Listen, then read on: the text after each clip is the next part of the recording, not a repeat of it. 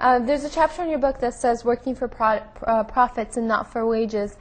Tell me about that. I know, like a lot of our, we see about, you mentioned the Afghans that came here, the first generation mostly. We see them struggling so much here in America.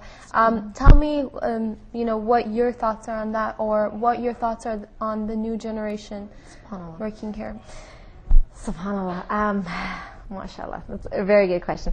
I think what I've learned and what all my education has enabled me to learn from not only just school but going to seminars and different experiences that I've seen people struggle for a paycheck. I've seen people struggle for getting the dollar, and for wages, working for a salary. I'm thinking, why aren't we business people? Why aren't we businesswomen? I mean, the most successful people are business people.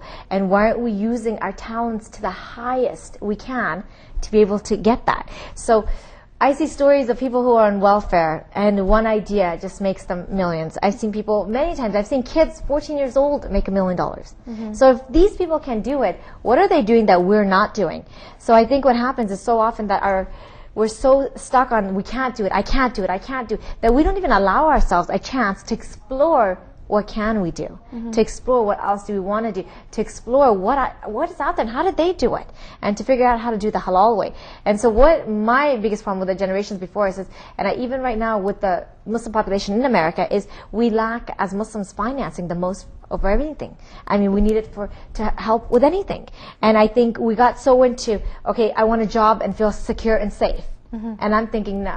Take it this way. Take it to the route where you go out there and you become, have your own enterprise and feel secure and safe in that, because whose job is secure? Is anyone's job actually ever secure? You can get fired like that. You can get laid off. So where does the security come from? It's that mentally we're blocking ourselves because we don't want to give ourselves that extra benefit and say we could do it this way. You feel like, okay, I got the skill and that's all I'm going to do. And I'm saying take that skill and make it 1,000 times more empowering. So that's why when I say working for profits and not wages, is work for yourself, make it build stronger. And you could do this, anyone who's working 9 to 5, I mean, and most of us are, an hour a day. If you follow what I'm telling you in my book, an hour a day, and you actually start to implement and you start to see a new way, and you start to give this new knowledge for an hour a day, just say for retirement, for akhirah, for anything, you get that commitment, you're going to change your life, inshallah. That's all it needs. Yeah, you mentioned welfare, and it's so common, not just in the Afghan community, but in many other communities.